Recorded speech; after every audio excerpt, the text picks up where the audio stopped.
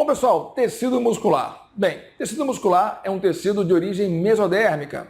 A função é contração e também sustentação, certo? Bem, temos diferentes tipos de tecidos musculares: o estriado cardíaco, estriado esquelético e o liso, sendo que o mais importante para fins de prova é disparado o estriado esquelético. Então vamos a ele direto. Bem, tecido muscular estriado esquelético contém um tipo de célula longa, cilíndrica em quase toda a sua totalidade, chamada de fibra muscular ou miócito. Bem, é uma célula multinucleada. Por que ela é multinucleada? Porque ela resulta da fusão de várias células pequenas chamadas de mioblastos. Então, cada mioblasto era uma célula uninucleada. A fusão desses vários mioblastos forma uma fibra muscular estriada esquelética ou miócito. Dentro dessa célula, então aqui tem um pedaço dela cortada, nós encontramos miofibrilas. Miofibrila é a unidade contrátil. Miofibrila é a estrutura contrátil do músculo, da fibra muscular. Vamos ver mais alguns aspectos importantes aqui da célula muscular estriada esquelética. Primeiro, a sua membrana recebe uma denominação específica. É chamada de sarcolema. Então a membrana é o sarcolema. O citoplasma é chamado de sarcoplasma. Então aqui dentro tem o sarcoplasma. O retículo endoplasmático liso é chamado de retículo sarcoplasmático e apresenta um papel fundamental. Ele tem a função de armazenar cálcio. E nós encontramos ainda túbulos T. Túbulos T são essas projeções da membrana, são canais, são invaginações da membrana que adentram aqui o sarcoplasma e são importantes para a transmissão rápida e eficiente do potencial de ação para o interior da célula, certo? Bom, então esse é o aspecto geral da fibra muscular. Bem, voltemos então à miofibrila. A miofibrila é formada por um conjunto de miofilamentos, filamentos finos de actina, filamentos grossos de miosina, certo? Bem, uma miofibrila então está organizada em vários sarcômeros. O que é um sarcômero? Sarcômero é a unidade contrátil de cada músculo ou de cada miofibrila. Então aqui temos um esquema de um sarcômero. Essa parte mais escura representa os filamentos grossos de miosina e o vermelhinho os filamentos finos de actina, certo? Bem, o sarcômero vai de uma linha Z, que é essa região aqui, até a outra linha Z, daqui. Então isso aqui é um sarcômero. Perceba que eu tenho aqui várias regiões. Essa região aqui, ó, é a banda I. A banda I é aquela região em que há apenas filamentos finos de actina. A banda I, pessoal, tem um tamanho equivalente à distância entre os filamentos grossos. Então, o tamanho da banda I é o tamanho equivalente à distância entre os filamentos grossos, beleza? Tá, essa aqui é a banda A. A banda A tem um tamanho exato do filamento grosso. Então, a banda A tem um tamanho exato do filamento grosso. Perceba que no meio da banda A tem uma região aqui chamada zona H. A zona H é essa região no meio da banda A em que existem apenas filamentos grossos. Portanto, a zona H tem o tamanho equivalente à distância entre os filamentos finos. Então, zona H tem o tamanho equivalente à distância entre os filamentos finos. O que acontece durante a contração muscular? Durante a contração muscular, a miofibrila diminui de tamanho. Cada sarcômero diminui de tamanho. Por quê? Bem, é importante você lembrar o seguinte: cada uma das fibras, actina e miosina, mantém o seu tamanho original. Não há mudança no tamanho das fibras proteicas, dos miofilamentos, filamentos finos e grossos. O que ocorre é um deslizamento desses filamentos.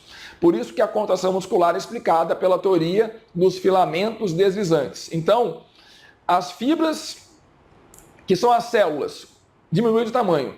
As miofibrilas diminuem de tamanho. Agora, cada miofilamento, filamento fino de actina e filamento grosso de miosina conservam seus tamanhos. Os filamentos finos e grossos não mudam de tamanho, eles deslizam uns sobre os outros. Por isso que é a teoria dos filamentos deslizantes, ok? Então, fica assim, olha.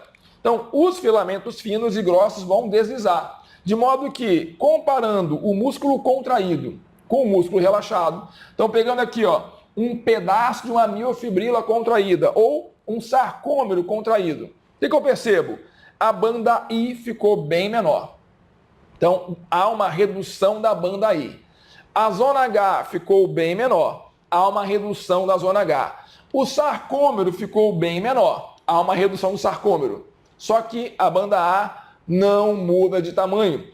Por que a banda A não muda de tamanho? Porque a banda A tem o tamanho exato do filamento grosso e os filamentos não mudam de tamanho, certo? Bem, como é que se dá a contração? Vamos pensar então a contração muscular com uma sequência de 2 movimentos simples. Tá? Primeiro, os filamentos grossos que possuem as regiões chamadas de cabeças da miosina vão se prender aos filamentos finos. Então, ó, as cabeças da miosina, essas coisinhas pequenininhas, se prendem aos filamentos finos, beleza? Bem, esse momento depende do cálcio. Então, quando o estímulo nervoso chega à membrana da célula muscular, vamos voltar ali, olha só, quando o estímulo nervoso chega aqui, ó, à membrana da célula muscular, esse estímulo se propaga pela membrana, entra na célula via túbulos T e atinge o retículo sarcoplasmático. O retículo sarcoplasmático, então, libera cálcio no sarcoplasma. O cálcio liberado no sarcoplasma vai promover, então, a ligação da cabeça da miosina ao filamento fino de actina, certo?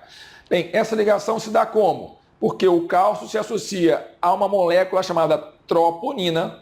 A troponina muda de posição, leva consigo a tropomiosina, expondo o sítio de ligação da cabeça da miosina, que vai então se ligar. Pronto, travou.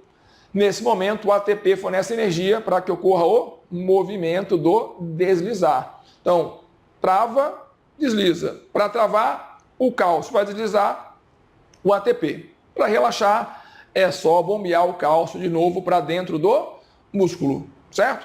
Então, essas ideias fundamentais, em especial, pessoal, lembrar isso aqui, ó, isso é muito importante, tá?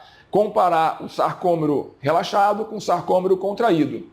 Todo mundo diminui, menos a banda A. Banda I diminui, zona H diminui, sarcômero diminui, banda A mantém o mesmo tamanho. Bem, outro aspecto importante, quando se fala em músculo, é o músculo estriado cardíaco. O músculo estriado cardíaco é diferente porque, apesar de ser estriado, também ter miofibrilas, a sua contração é involuntária. Olha, músculo estriado esquelético, contração voluntária. Músculo estriado cardíaco, contração involuntária, assim como o músculo liso.